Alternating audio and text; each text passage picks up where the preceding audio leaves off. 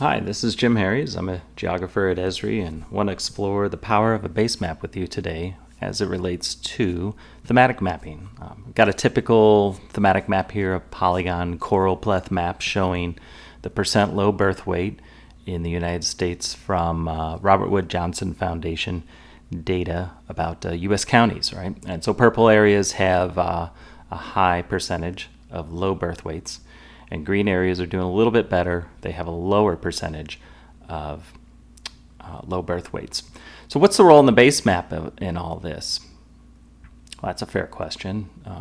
Could I screw this map up with one click? Probably. I could pick something like imagery as a backdrop, and notice how immediately the color in the base map is competing for attention with the color in my thematic map. So if we just kind of argue for a second that this particular legend is okay and it's been applied successfully to the data and has meaning, now what can we do with the base map to either enhance that or detract from it? I would argue that the imagery here, because it has so many colors, is actually competing with my subject matter, as opposed to something like a light gray canvas, which is very neutral, right? There's very little color. There's almost no color in this base map. And as a result, my subject matter is allowed to shine, so to speak. It's allowed to stand up on the map.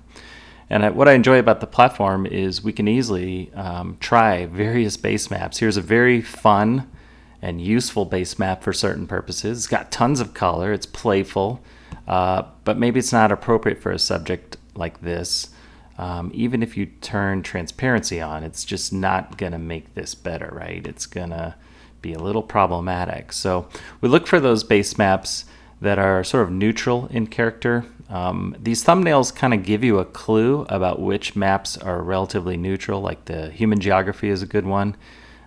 This is a base map where the base is gray and almost a white color, and the two reference layers draw on top. So what do I mean by a reference layer? Well, this base layer in a base map draws on the bottom, and here I'll remove this as a reference layer temporarily, and I'll remove this as a reference layer temporarily, and you see how the labels and other features are now drawn underneath. You know, they're here in the base map, but they're underneath.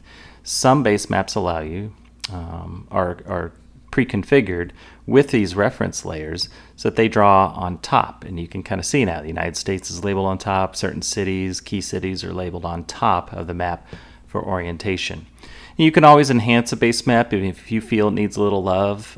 You can add another layer in here. Like I added the state lines, so I'll toggle those on and off because I just want it to be a little bit better. These are all your options.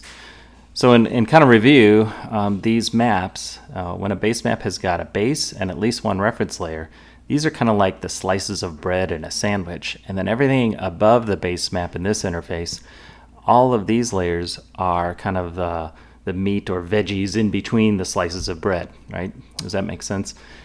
And what I was saying before, you definitely enjoy the fact that you can easily just try on different base maps to see how they look and see what effects you like.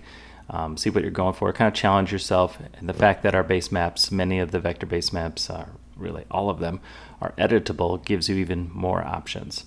So thanks for sticking with me on this short discussion of the role of a base map.